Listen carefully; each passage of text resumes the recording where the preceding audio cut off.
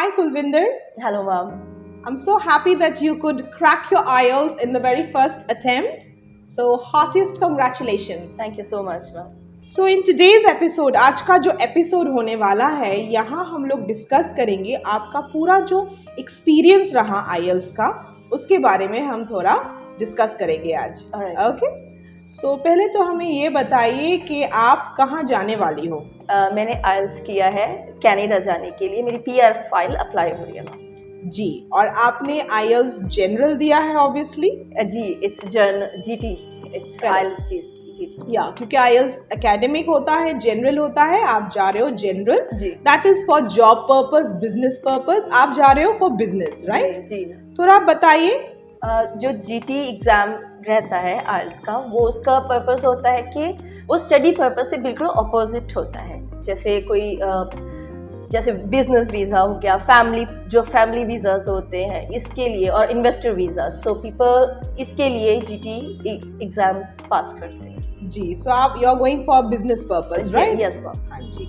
So tell me something कि ये जो IELTS आपने दिया, ये आपने मतलब बैठ के दिया, ऑफलाइन दिया या ऑनलाइन दिया? एक्चुअली मैम ये ऑफलाइन ही था, जो पेपर एंड पेन बोल के एग्जाम रहता है. हाँ जी.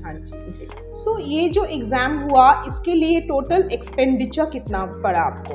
मैम टोटली एक्सपेंडिचर पड़ा 17,000 एग्जैक्ट अमाउंट था. राइट जी.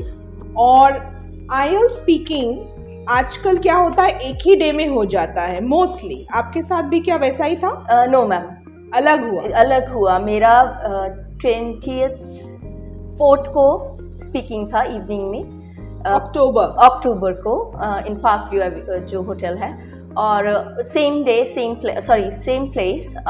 वही 26 को मेरा IELTS जो बाकी मॉड्यूल्स का जो था उसका एग्जाम हुआ. रीडिंग, लिसनिंग और राइटिंग. ओके.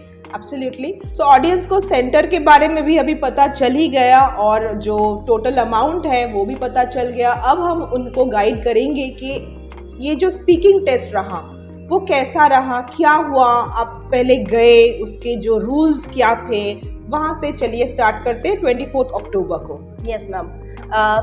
मैंने जब 24 अक्टूबर को स्टार्ट किया, मैं यहाँ से पार्क व्यू होटल गई डायरेक्ट. जाते ही एक सेकंड फ्लोर पे गए, वहाँ पे IDP का एक बहुत बड़ा बोर्ड रहता है और स्टाफ भी रहता है जो आपको गाइड करता है. जैसे हम लोग एंटर किए तो जो हम लोग का लगेज या फैमिली मेम्बर को भी अलाउ नहीं था, जस्ट पासपोर्ट, और आपको ही जाना होता है उस मेन सेंटर में. सेकंड फ्लोर पे था हम लोग का, तो वो हम लोग को बोले keep your stuff here and you go. तो उन्होंने मेरे बायोमेट्रिक्स लिए, मेरा एग्ज़ाम डेट जो था वो चेक किया, मेरा पासपोर्ट लिया, और उसके बाद उन्होंने मेरे को वेटिंग रूम में छोड़ दिया. After 10 or 15 minutes they call me and they take me to the another room.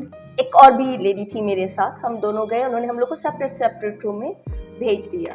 और जैसे ही हम लोग रूम के सामने पहुंचे तो एक IDP का स्टाफ मेंबर खड़ा था, और इनसाइड रूम एक जो टीचर है, स्पीकिंग टीचर था, वो था. और she was very polite lady. वो मेरे को अंदर तक लेके गई गेट से, बैठने के लिए बोला. उसके पास एक छोटा सा रिकॉर्डर रहता है जो जाते ही वो ऑन कर देती है टेबल पे. तो she just say hello hi and just like warm up. So उसके बाद उन्होंने मेरे से मेरा पासपोर्ट ID मांगा, मेरा नाम पूछा, और after that she start speaking test. Exam start हो गया.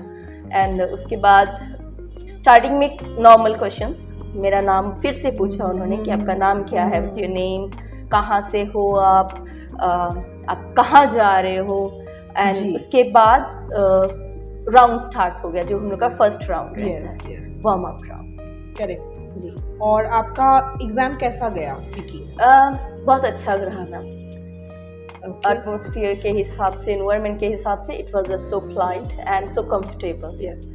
थोड़ा ऑडियंस को बताइए कि राउंड 1 और राउंड 2 और राउंड 3 में कैसे क्वेश्चंस पूछे गए? जी, जैसे जाते ही उन्होंने नाइसली मेरे को मतलब एक अच्छा स्माइल दी, अच्छी वाइब्स दी, और वार्म अप क्वेश्चन, जस्ट मेरा इंट्रोडक्शन हुआ वार्म अप क्वेश्चंस में. और उसके बाद जो सेकंड राउंड रहा उसमें थोड़ा सा मतलब वो एक बुकलेट लेके बैठी मेरे सामने, like she was showing me कि अगर समझ नहीं आता तो भी शायद वो मेरे को समझाती, ऐसा वाला वो माहौल था। मतलब she was very polite for me. और बच गई आप। जी अच्छा जी ना, she was very, I told you already, because she was really noble lady. बहुत मतलब मेरे को लगा नहीं कि I am in a test. She was like she made you feel very comfortable. और स्टार्टअप में बहुत ही नॉर्मल क्वेश्चंस मेरी बेटी से रिलेटेड, मेरी फैमिली से रिलेटेड थे। ये तो पार्ट 1 का आप बोल रही हो, बेटी से, फैमिली से। जी, वो इंट्रोडक्शन में ही मतलब इतना कंफर्टेबल कर दी मेरे को। Just knowing you. Actually round 1 का पर्पस ही होता है कि आपको जानना, वार्म अप करना, यू नो। तो ये सब। और फिर सेकंड राउंड में क्या हुआ? सेकंड राउंड में क्यू कार्ड स्टार्ट हो जाता है। तो उन्होंने मेरे को क्वेश्चन बोला, एक नोटबुक दिया और एक पेन दिया और बोला कि आप नोट्स बना सकती हैं। 1 मिनट का टाइम रहता है कि आप नोट्स बना सकते हो। और इसका शायद कोई भी नेगेटिव और पॉजिटिव पॉइंट्स नहीं पढ़ते हैं कि वो आपको एक देते हैं कि एक रिमाइंडर के लिए। तो मेरा क्यू कार्ड था अबाउट माउंटेन्स। माउंटेन्स हम लोग तो बहुत बार डिस्कस कर चुके थे क्लास में। ये बताओ ऑडियंस को। डेफिनेटली जैसे हम लोगों ने इफ़ा क्लासेस में डिस्कशन किया आपके साथ बहुत ज़्यादा, मतलब एक माउंटेन का रिसेंटली हम लोगों ने किया था मेरे एग्जाम से कुछ दिन पहले, दार्जिलिंग के बारे में कि हम लोग सो वो सेम चीज़ मैंने, जो वर्डिंग आपने बोली, जो उसको एक्सप्लेन करने का, एक्सप्रेस करने का जो वे था, मैंने वो कॉपी पेस्ट किया। तो वो मेरे लिए वो मतलब उस टाइम मैंने आपको इमेजिन किया कि आप क्लास में बैठी हैं और मेरे लिए वो इजी पीजी था। एंड उस टीचर ने मेरे को स्टॉप किया and it was a good point कि मैं नहीं रुक पाई। I was in the zone. ये बहुत अच्छी बात है कि लोग हो जाता है ना, ब्लैंक हो जाते हैं और फिर पॉइंट्स नहीं आते हैं, फिर वो रुक जाते हैं, फिर अटक जाते हैं। लेकिन यू वे एट अ गो।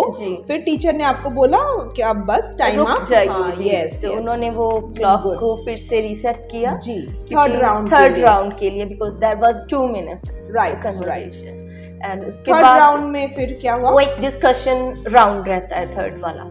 तो उसमें उन्होंने माउंटेन या ब्यूटी को छोड़ के नेचर को ज्यादा इम्पोर्टेंस दी। तो वो ऐसा नहीं था कि बाहर वाला नेचर, वो उन्होंने मेरे को टाउन से लेके नेचर में क्या है, पार्क्स हैं, आपके घर के पास पार्क है, तो आप कैसे एक्सप्लोर करते हो नेचर को, ये सब डिस्कशन किए। बट ये मेरा राउंड थोड़ा लंबा चला पहलों के अकॉर्डिंगली, जो फर्स्ट और सेकेंड था इसमें काफी लेंदी गया। बट 1-on-1 होता रहता है, आप बोलोगे फिर वो उसी को लेके नेक्स्ट क्वेश्चन आते हैं। बट मेरे साथ एक मतलब एक पॉजिटिव वे में उन्होंने क्वेश्चनिंग की, कुछ मतलब क्वेश्चन में से क्वेश्चन नहीं ढूंढा, ये भी होता है रीजन नहीं ढूंढा। तो उन्होंने मेरे को बहुत स्ट्रेट क्वेश्चंस पूछे और बहुत अच्छा गया। Very good. तो ये हो गया हमारा स्पीकिंग टेस्ट ओवर। उसके बाद ये 15 मिनट्स रफली हुआ होगा हार्डली मैम। या उसके बाद क्या हुआ? आप घर चली आई? Yes ma'am. हम लोग घर पे वापस आ गए। नेक्स्ट डे तो एग्जाम था मेरा, जो रीडिंग और सबसे बड़ा वाला एग्जाम। जी। तो 3 चीज एक साथ है ना? 3 चीज एक साथ। और टाइमिंग भी आई थिंक बहुत लेंथी रहता है। पहले आपको 2 घंटे पहले वो बोलते हैं कि 40 मिनट। एंड आई थिंक वो थोड़ा सा हैजलिंग हो जाता है, क्योंकि 2 घंटे आप कुछ नहीं करते, आपको सिर्फ एक कॉर्नर में बैठ के रहना रहता है। मैं सेम होटल में ही था मेरा वो एग्जाम भी। हम लोग गए वहाँ पे, उन्होंने बोला कि अभी आप अपना जो लगेज है वो कैरी कीजिए नहीं, वो कॉर्नर में एक कॉर्नर बन के वो वहाँ पे रख के आपको स्लिप दे देते हैं। और उसके बाद 1 घंटा लगा उन लोगों को, हम लोगों को सीटिंग करने में। मतलब एक पर्सन का वो आईडी चेक करते हैं, आपका पूरा वो जो इलेक्ट्रिक स्टिक के साथ वो चेक करते हैं, पूरा आपको चेक करके लेके गए, क्योंकि गैजेट नहीं लेके जा सकते, कोई पर्ची टाइप कुछ भी आप अंदर नहीं लेके जा सकते। इवन वाटर बॉटल देते हैं, उसका स्टिकर भी आपको, वो शार्पनर कुछ भी, मतलब बिल्कुल आपको हर चीज़ न्यूट लेके जानी रहती है, भी स्पेलिंग अंदर नहीं लेके जाते। तो जैसे हम लोग वो गए पासपोर्ट के साथ, हम लोग को वो है सीट पे बिठा दे, सीट पे आपका नेम, एड्रेस, वो सब, पासपोर्ट नंबर और सब कुछ रहता है। और एक पेंसिल, अगर आप नहीं भी कैरी करते हो, पेंसिल, शार्पनर, 2 पेंसिल सॉरी, वो सब आपको फैसिलिटीज वहाँ देते हैं। जी। और बैठने के साथ ही उन लोगों ने हम लोग को पहले राइटिंग दिया, अच्छा, जी फर्स्ट आपको राइटिंग दिया? जी, अच्छा, लिसनिंग नहीं दिया, लिसनिंग नहीं दिया, जो कि नॉर्मली तो वही होता है। जी जी जी, लिसनिंग, रीडिंग, उसके बाद जी नहीं, राइटिंग। हम लोग को पहले राइटिंग दिया। अच्छा, स्क्रीनिंग पे उसका टॉपिक चल रहा था, रूल एंड रेगुलेशंस बोले। स्क्रीन पे? जी, स्क्रीन पे वो एक मतलब वो जब लेआउट दे दिए आपको, उन्होंने वो रीडिंग मतलब वो एक जो क्वेश्चन रहता है वो स्क्रीनिंग पे दिख रहा था आपको, और उसके बाद उन्होंने टाइमिंग स्टार्ट कर दिया। इसमें क्या है कि क्लास में जो हम लोग थोड़ा डिजिटल क्लासेस करते हैं, स्मार्ट क्लास करते हैं, और आपको दिक्कत होता है कि मैम और सर से भी आपने बोला है कि सर मतलब मैं उस पे भी आऊंगी, बिकॉज़ वो मेरा रीडिंग का था। हाँ। मैं तो हमेशा कंप्लेंट करती थी कि मैं ये कर ही नहीं पाऊंगी। दैट वाज हेल्पफुल मेरे लिए। पेपर चाहिए था आपको, आप कंफर्टेबल हो ज्यादा पेपर और पेन से, लेकिन देखो अभी वो जो डिजिटल हुआ, जी जी जी, क्योंकि आपने क्लास में किया हुआ है, तो मेरे को वो मेरे लिए वो बहुत हेल्पफुल रहा, थोड़ा नहीं, क्योंकि एकदम चेंज हो गया। पहले लिसनिंग था तो जाते ही वो राइटिंग दे दी है, वो भी एक सडन चेंज था, क्योंकि हम लोग माइंडसेट लेके जाते कि जाते हम लोग को लिसनिंग मिलेगा। एग्जैक्टली, तो वो एकदम था, बट ठीक था जो भी था। राइटिंग हुआ, राइटिंग में भी बहुत प्रैक्टिस चाहिए, आप तो बोलते ही हो। तो बट वहाँ पे टाइमिंग कम पड़ता है, क्योंकि बीच बीच में वो लोग चेक करने आते हैं, आपका आईडी चेक करने आते हैं, फिर आपका फेस भी चेक करते हैं कि आप आईडी के साथ मैच है, तो एक डिस्ट्रैक्शन वहाँ पे रहता ही है पूरा दिन। जी जी। तो जैसे ही वो एग्जाम फिनिश हुआ, तो ये मुझे लगता है कि ऑडियंस को, मतलब ऑडियंस यानी कि जो स्टूडेंट्स हो, लोग हो जो देने वाले हैं एग्जाम्स, उनको मेंटली प्रिपेयर्ड होके रहना है, क्योंकि ये होने वाला है। आप डिस्टर्ब नहीं होना है आपको, क्योंकि लोग आएंगे, आपका पासपोर्ट चेक होगा, so you have to be mentally prepared, you know. Yes ma'am, वो आपके हार्डली 5 मिनट तो आप मान के चलिए, क्योंकि आपको तो उनको भी कंफर्म करना है कि सही कैंडिडेट बैठा है कि नहीं, उनकी भी ड्यूटी है, और आपको भी उनको वो अटेंशन देना ही पड़ेगा बीच में से। एंड सेकेंडली उसके बाद उन्होंने 10 मिनट्स ब्रेक दिया, अगर आपको वॉशरूम जाना है, फ्रेशन अप होना है। ये आपको कब मिला ये break? After writing ma'am, writing exam के बाद। तो राइटिंग का आपका हो गया 60 मिनट्स होता है, 60 मिनट्स ये हो गया, फिर ब्रेक हुआ, उसके बाद स्पेशल ब्रेक नहीं दिया उन्होंने, बोला कि अगर आप 5-10 मिनट पहले फिनिश कर लेते हैं तो you can go to washroom. Right, मतलब वो अपने टाइम में से कुछ एडजस्ट नहीं करते, आपको ही एडजस्ट करना पड़ता है। बहुत से बच्चे गए भी वॉशरूम के लिए। करेक्ट। तो उसके बाद वो लिसनिंग दिए। यस मैम, लिसनिंग के लिए 10-15 मिनट्स वो हेड चेकिंग और ये सब चला। 10-15 मिनट वो उसमें लग गए।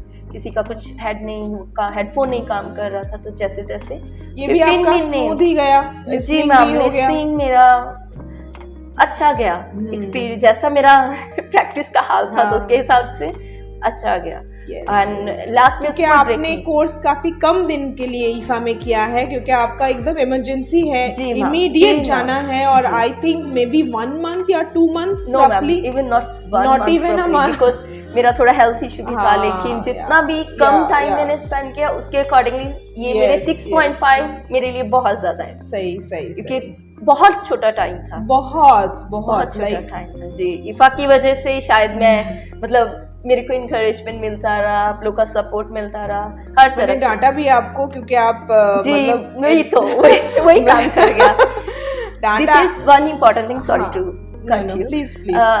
आप सिर्फ बुकिश नहीं हो, मतलब कीड़े की तरह पढ़ाते नहीं हो, आप लोग फिजिकली भी सपोर्ट करते हो, मेंटली भी करते हो, मोरल भी नहीं डाउन हो देते। मैं जब आई थी आफ्टर लॉन्ग टाइम मैंने ये स्टार्ट किया, मेरा एक लॉन्ग गैप था स्टडी में, लेकिन वो एक हेजिटेशन वो सब था, लेकिन आपके साथ बात करती थी तो मैं फिर वो एक कंफर्टेबल जोन में जाती थी, एक कॉन्फिडेंस भी आता था। तो ये सिर्फ मैंने यहाँ स्टडी नहीं किया है, आपने मेरे को और भी बहुत कुछ सिखाया है, सो वो आगे भी मेरे लिए काम आएगा। डांट, देखिए टीचर की डांट कुछ नहीं होती है, वो कुछ सिखाने के लिए आपको करते हैं। तो मैंने पुश किया आपको जी, डेफिनेटली, बिल्कुल आपको गिव अप नहीं करना है, यू नो।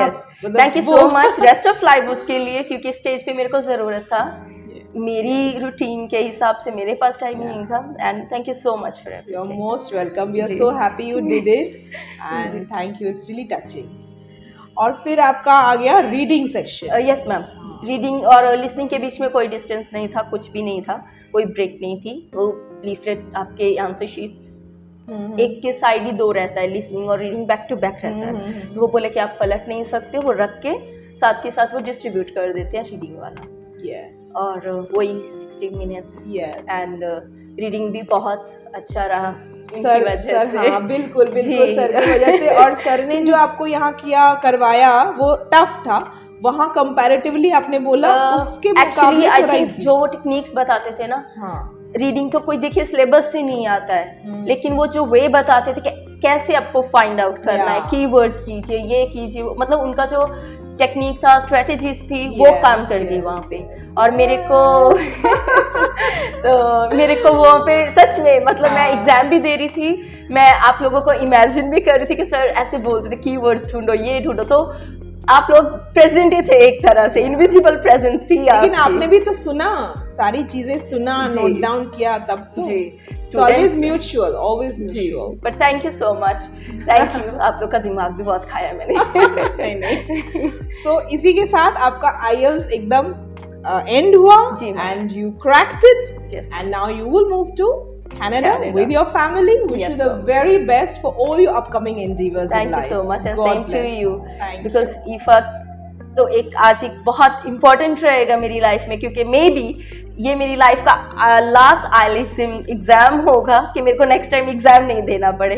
तो ये मेरा एक मतलब बहुत अच्छा टाइम भी निकला यहाँ पे आप लोग के साथ, और मेमोरी भी अच्छी रहेंगी। Thank you so much, Keep in touch. Definitely, Thank you. Thank you so much, thank you sir.